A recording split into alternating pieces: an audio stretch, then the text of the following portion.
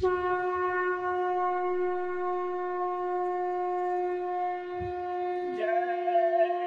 गुरुदेव। जय गुरुदेव। जय गुरुदेव। जय गुरुदेव। गुरु की शरणिया में आओ री सूरतिया। गुरु की शरणिया में आओ री सूरतिया।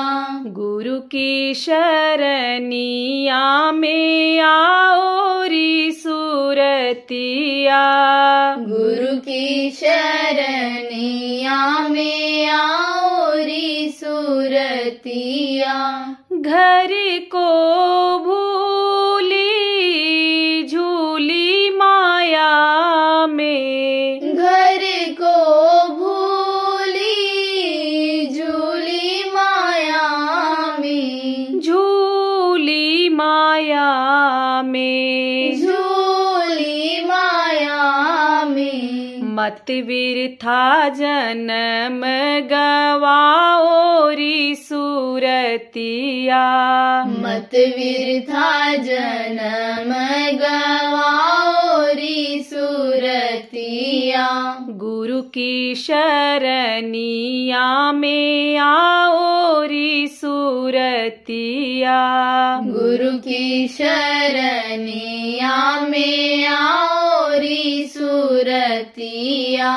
संशय छोड़ करो प्रीति गुरु से। संशय छोड़ करो प्रीति गुरु से। प्रीति गुरु से। प्रीति गुरु से।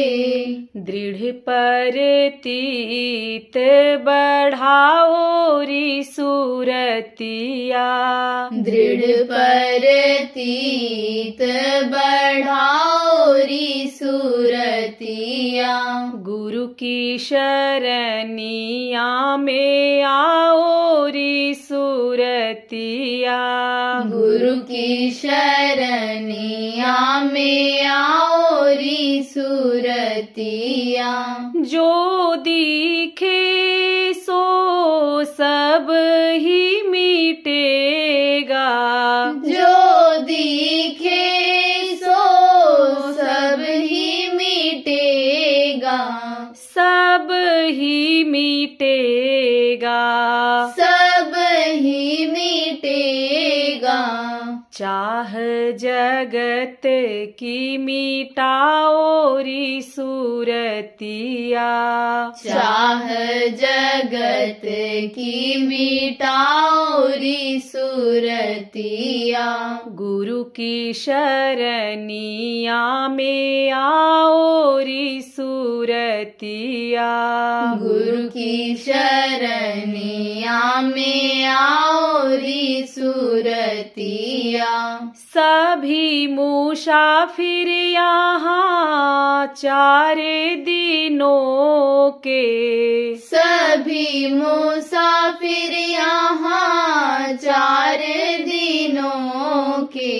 4 दिनों के। 4 दिनों के। मन को ना इसमें फसाओ री सूरतिया। मन को ना इसमें फसाओ री सूरतिया। गुरु की शरणिया में आओ री सूरतिया। गुरु की शरणिया में आओ री सूरतिया। 3 ताप से फिरे दुखारी। 3 ताप से फिरे दुखारी। फिरे दुखारी। फिरे दुखारी। गुरु गुरु से इलाज कराओ री सूरतिया। गुरु से इलाज कराओ री सूरतिया। गुरु की शरणिया में आओ री सूरतिया। गुरु की शरणिया में आओ री सूरतिया। सुख मन चढ़े करे चलो री गगन में। सुख मन चढ़े कर चलो री गगन में। चलो री गगन में। चलो री गगन में। दिल में ध्यान जमाओ री सूरतिया। दिल में ध्यान जमाओ री सूरतिया। गुरु की शरणिया में आओ री सूरतिया। गुरु की शरणिया में आओ री सूरतिया। तीन छोड़े चौथे को ध्यावे। तीन छोड़े चौथे को ध्यावे। चौथे को ध्यावे। चौथे को ध्यावे।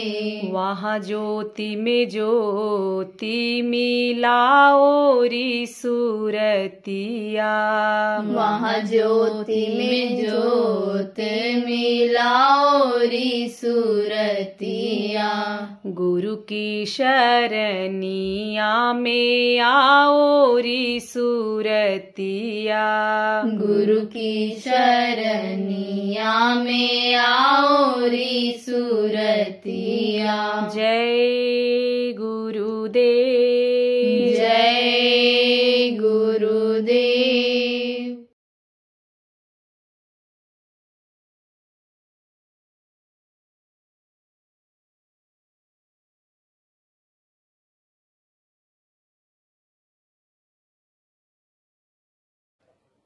आप लोगों के ऊपर भी प्रभु की कृपा हुई, गुरु की दया हुई कि आप थोड़े समय के लिए यहाँ सत्संग में आ पाए।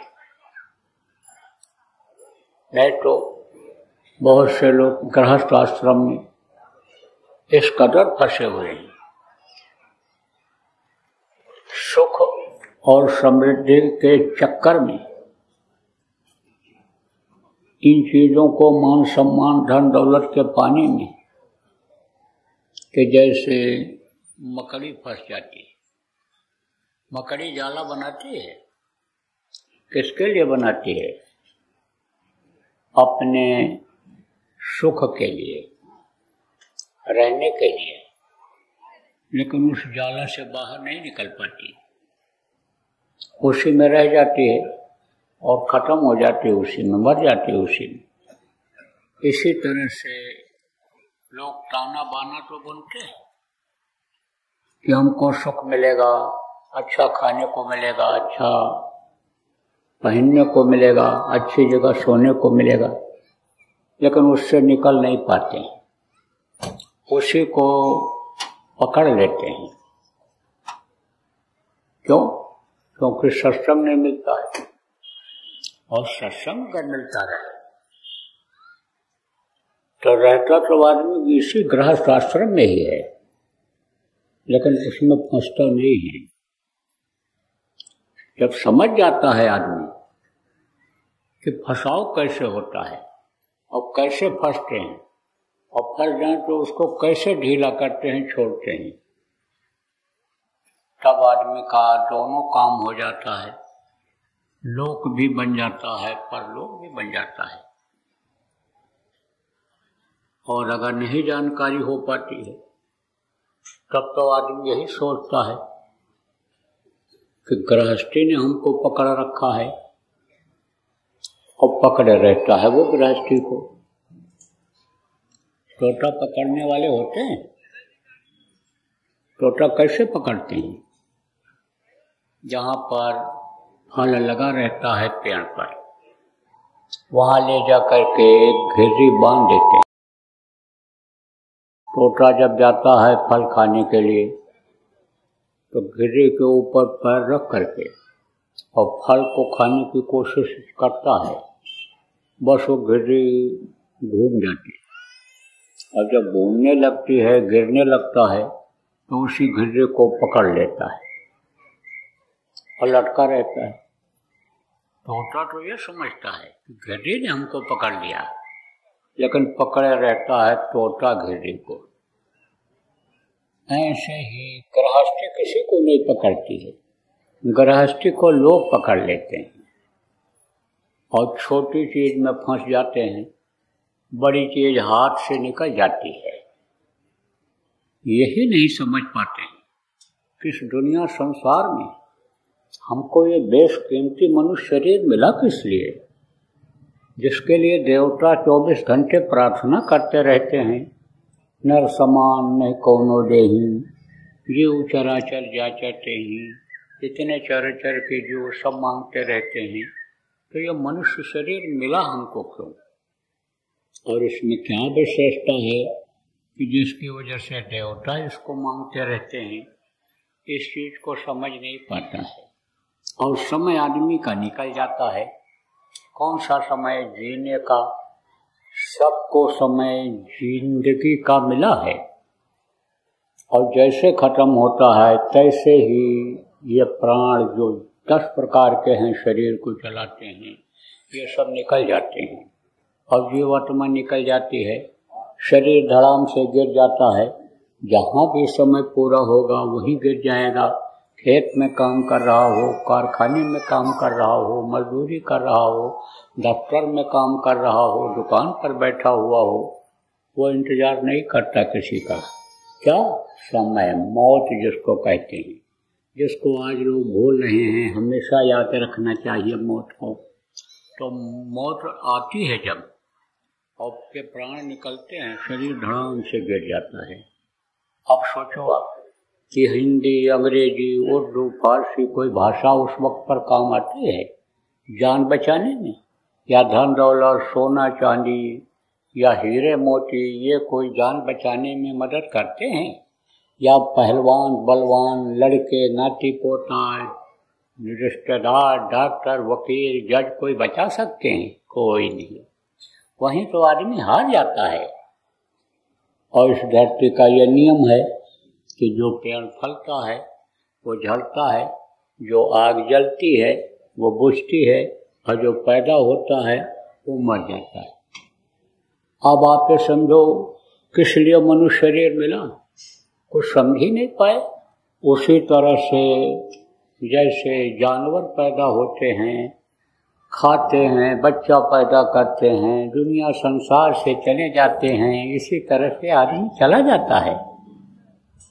इसीलिए कहा गया सत्संग मनुष्य के लिए बहुत जरूरी होता है। और इस समय पर तो उसी तरह से जरूरी है जैसे बच्चे को पालन पोषण के लिए माँ की जरूरत पड़ती है, दूध पिलाने के लिए टट्टी पेशाब किस तरह से किया जाएगा, किस तरह से उठा बैठा जाएगा, उसके लिए जैसे माँ की जरूरत पड़ती है, उसी तरह से लोगों को सत्संग की जरूरत है। और सत्संग अगर नहीं मिलेगा तो इन्हीं छोटी छोटी चीज़ों में ये जीवन का अमूल्य समय निकल जाएगा, बड़ी चीज़ नहीं मिल पाएगी। अब बड़ी चीज़ और छोटी चीज़ क्या है, इसको मैं बता देता हूँ। देखो, ये संत महात्माओं का देश है और समय समय पर महापुरुष धरती पर आते रहे और लोगों को बराबर समझाते बताते रहे। जिस काम के लिए आते हैं वो काम अपना करके फिर वो समय समय पर चले जाया करते हैं। तो तरह तरह से लोगों ने किस्सा, कहानी, दृष्टांत सुना करके लोगों को समझाया। और आप ये समझो प्रेमियों कि बताया, समझाया लोगों को, तो वहाँ चौपाई श्लोक लिख करके श्लोक में समझाया कि किसी भी तरह से जीव के समझ में आ जाए। तो एक था राजा, राजा किसको कहते हैं? कहते हो अरे भाई उनका तो राजसी ठाठ है, बढ़िया खाते हैं, बढ़िया पहनते हैं और आराम से पड़े रहते हैं। राजा कौन होता है? राजा जिसका प्रारब्ध जोरदार होता है। प्रारब्ध किसको कहते हैं? भाग्य जिसको आप कहते हो। भाग्यवश ही गरीबी और अमीरी मिलती है। कर्मों के वजह से ही गरीब बनते हैं, कर्मों की वजह से ही अमीर बनते हैं। और जो पहले के कर्म होते हैं पूर्व जन्म के, उसी से गरीबी अमीरी ये होती है, उसी घर में आदमी जन्म लेता है। और जब इस शरीर से जो अच्छा बुरा करता है, अच्छे बुरे कर्म करते हैं, फिर उसके हिसाब से उसका जीवन चलता है। तो ये मनुष्य शरीर आपको मिला है, अब अगर इससे पाप करोगे तो नरक जाओगे, मार पड़ेगी, सजा मिलेगी, काटे जाओगे, सड़ाई जाओगे, गड़ाई जाओगे, तपाए जाओगे, कीड़ा मकोड़ा, सांप गोजर, बिच्छू के योनि में बंद किए जाओगे, 84 में चक्कर काटना पड़ेगा। और अगर अच्छा कर्म करोगे तो स्वर्ग और वैकुंठ जाओगे। लेकिन स्वर्ग वैकुंठ तक पहुंच पाने से इस जीवात्मा की मुक्ति नहीं हो पाएगी। मुक्ति का मतलब क्या होता है? जहाँ से फिर वापस नहीं आना होता है। जैसे शमशान घाट पर मुर्दा जलाने के लिए ले जाते हैं, जलाने में 2 दिन लग जाए लेकिन वापस नहीं लाते हैं, ऐसे ये जीवात्मा की मुक्ति होती है। जैसे शरीर की मुक्ति शमशान घाट पर दिलाते हो, ऐसे आत्मा की मुक्ति होती है जब ये अपने देश, अपने वतन, अपने मालिक के पास सतलोक पहुंच जाती है, तभी इसकी मुक्ति होती है। नहीं तो लौट लौट 84 आया, इसी 84 में आना पड़ता है। स्वर्ग और वैकुंठ से भी पूरी छीड़े मृत्यु लोक के, जब से पूरी छीड़ हो जाता है मृत्यु लोक में आना पड़ता है। तो वो लोग कहाँ जन्म लेते हैं? राजा महाराजा के। बैठे भोजन दिए मुरारी, और न हल चले न चले कुदारी। जिस चीज की इच्छा करते हैं वो चीज हाजिर हो जाती है। काम कम करना पड़ता है, मेहनत कम करना पड़ता है, फायदा ज्यादा मिलता है। लेकिन प्रेमियों, एक समय ऐसा आता है कि हर आदमी को पछताना पड़ता है। गोस्वामी जी ने महाराज ने कहा कि यह तन कर फल विषय न भाई। आपको इसलिए समझा रहा हूँ कि आप लोगों का नाता है, कहाँ से नाता है, कहाँ की रिश्तेदारी है? राम भगवान इनको कहा गया। राम यानी अयोध्या और जनकपुर का रिश्ता है। तो अब आप ये समझो प्रेमियों कि राम और रामायण सब जानते हो, इसलिए आपको उसी आधार पर समझाता हूँ कि यह तन कर फल विषय न भाई, और स्वर्गो स्वल्प अंत दुखदाई। अभी तो बहुत से जवान लोग जो नामदान भी आप ले लिए हो, ये सोचते हो बुढ़ापे में भजन कर लेंगे, बुढ़ापे में भजन कर लेंगे।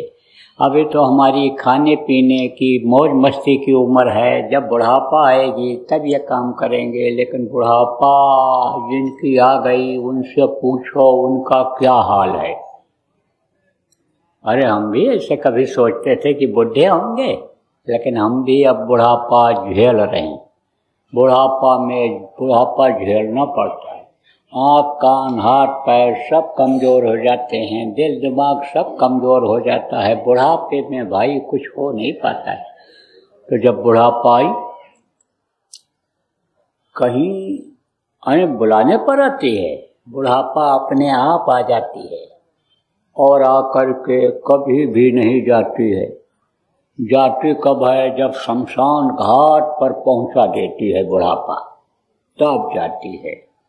तो राजा के भी बुढ़ापा आने लगी।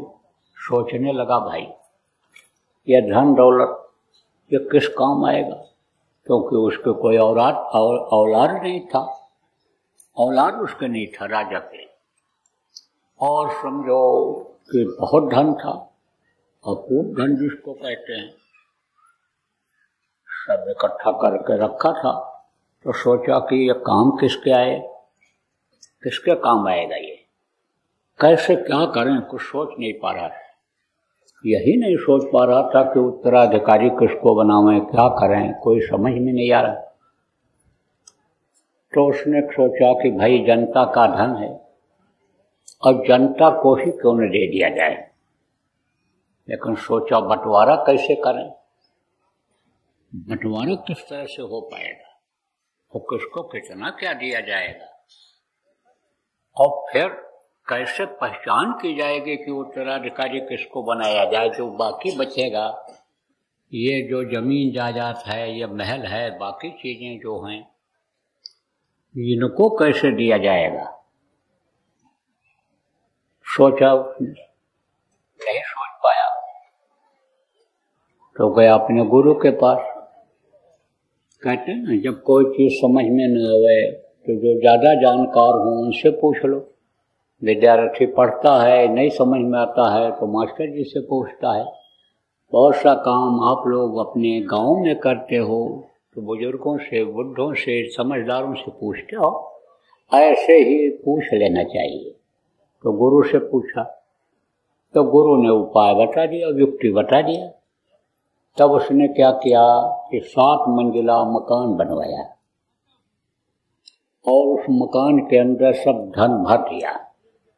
क्या किया, जमीन पर तो उसने पैसा रखवा दिया, पैसे की ढेर लग गई, सब बहुत बड़ा मकान बनाया। कितना पैसा उसके पास था खजाने, वो सब भरवा दिया। उस समय पैसे की भी कीमत थी। उस समय पैसा 1 अन्नी, 2 अन्नी, 100 अन्नी, 8 अन्नी ये सब चलती थी। 50 पैसा जिसको आज आप कहते हो उसको 8 अन्नी कहते थे। 25 पैसा जिसको कहते हो वो 4 अन्नी कहलाती थी। तो 25 पैसा तो चलता नहीं, लेकिन 50 पैसा अब भी चलन में है। 1 रुपया भी चलन में है, लेकिन 1 रुपये का कोई सामान मिलता नहीं। छोटे लड़के को 1 रुपया पकड़ा दो तो वो भी उठा के मुंह पे मार देता है, इसमें आपको क्या मिलेगा। लेकिन चलन था, चलन अब भी है। तो उस समय महत्व था, वैल्यू थी। हमारे गुरु महाराज बहुत सी बातों को जब खाली बैठते थे बताया करते थे।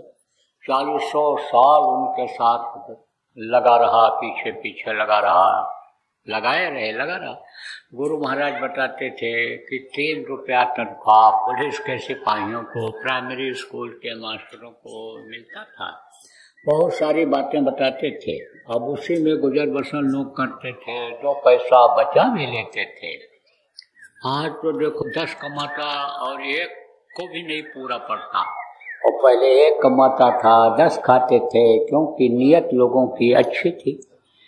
लोग मार करके, लूट करके, धोखा दे करके, ठगी करके नहीं लाते थे, मेहनत पर अपने भरोसा रखते थे।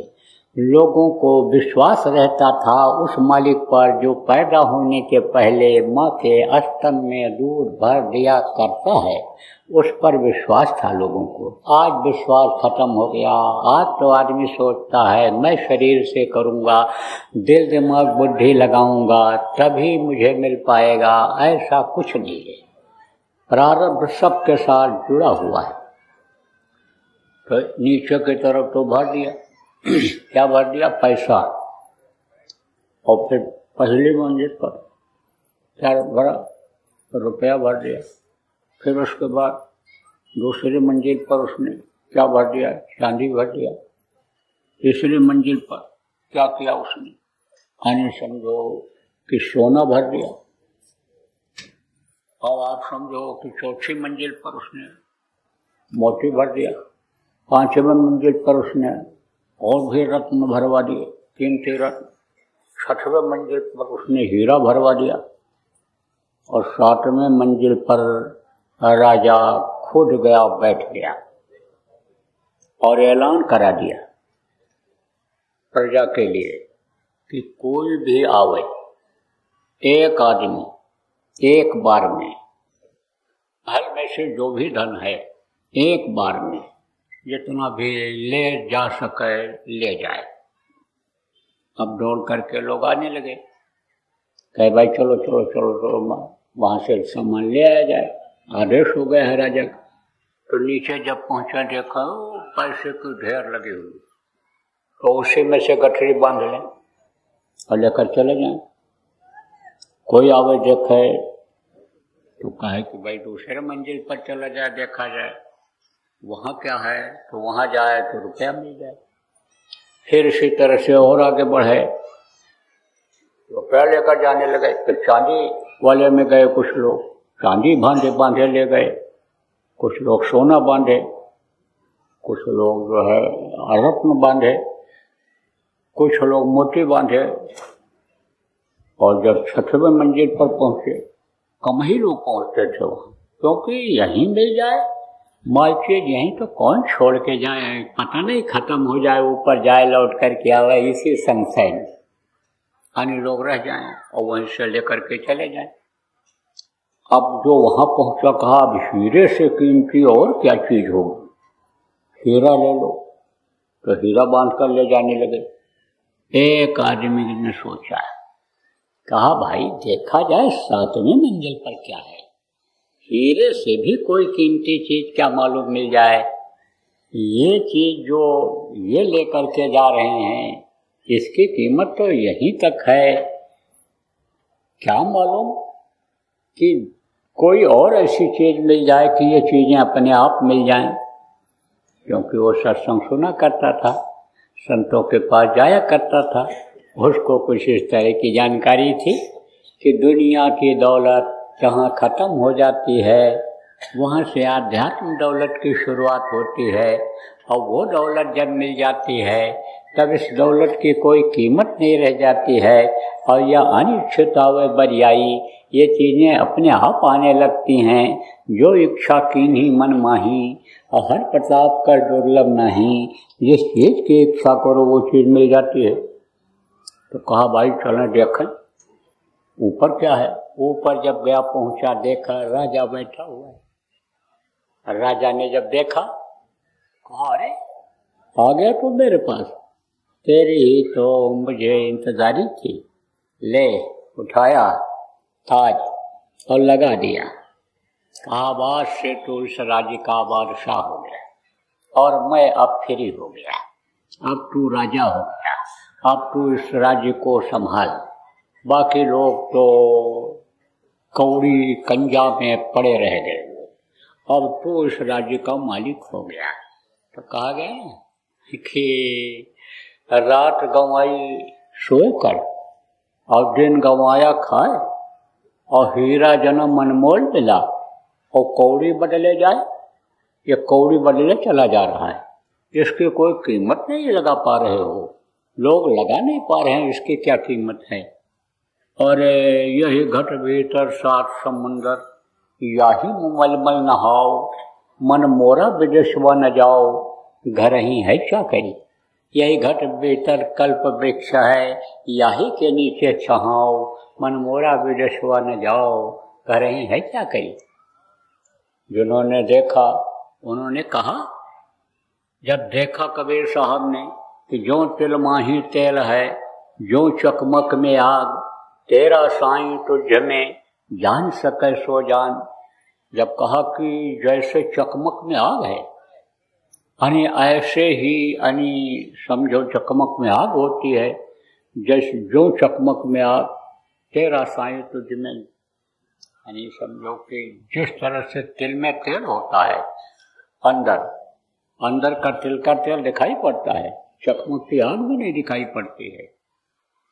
लेकिन जब यानी समझो कि देखने की कोशिश करते हैं, तैरने की कोशिश करते हैं, तेल निकालने की कोशिश करते हैं, तब निकलता है। दूध में घी होता है, निकालने की कोशिश करते हैं, जब दही जमाते हैं, भिगोते हैं, मथते हैं, तभी तो मक्खन निकलता है। मक्खन को गर्म करते हैं तो घी निकलता है। तो जो युक्ति करते हैं, उपाय करते हैं, उनको तो दिखाई पड़ता है, नहीं तो बाकी को नहीं दिखाई पड़ता, तो उनको दिखाई पड़ा। जब दिखाई पड़ा तब उन्होंने कहा, और जब अंदर में देख लिया, उन्होंने दर्शन कर लिया, अंदर में सब कुछ जब देख लिया, तब कहा संध्या तर्पण न करूं, गंगा कबो न नहाऊं, हरि हीरा अंतर बसे वाहे के नीचे छहों। वो हीरा हमको मिल गया कि जिन इन हीरा को जो पत्थर के हीरा है बनाया है वो हमको मिल गया, तब हमको क्या जरूरत है।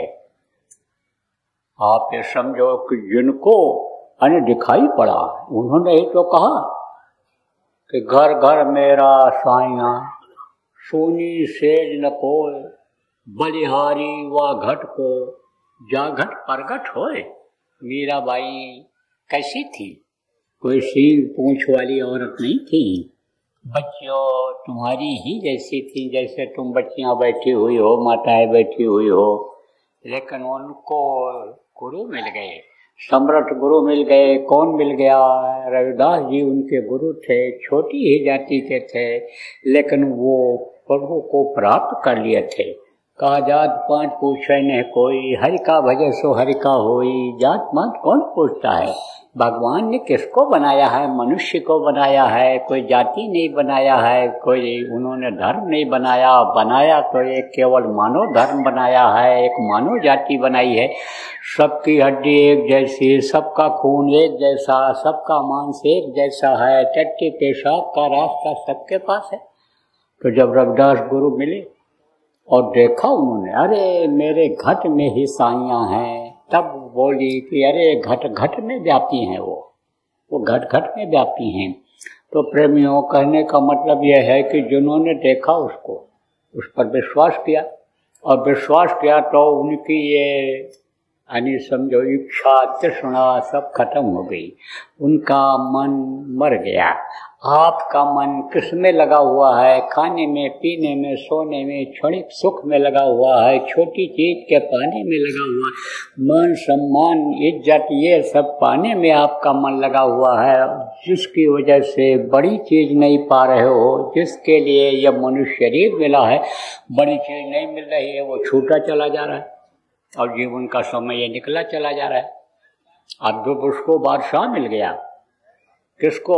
वही गांव का आदमी जो गया था, प्रजा का आदमी, एक आदमी गया था, अभी आपको दृष्टांत जो सुनाया, और उसके सिर पर राजा ने ताज रख दिया था, पूरे राज्य का मालिक हो गया। अब उसको कोई चीज की कमी रह गई? नहीं कमी रह गई। ऐसे ही ये जो शरीर को चलाने वाली जीवात्मा है, ये जब प्रभु के पास पहुंच जाती है तो इसमें भी प्रभु की शक्ति आ जाती है, इसमें भी वही ताकत आ जाती है।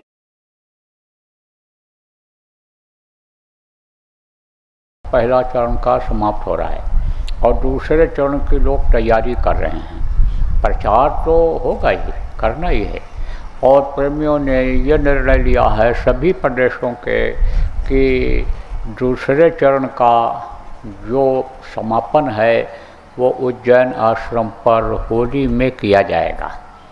तो उसकी आप लोग करो तैयारी, और गुरु महाराज की दया रहेगी तो होली का कार्यक्रम जो अपना आपका हमारा जो मुख्य आश्रम है उज्जैन में, वहीं होता आ रहा है।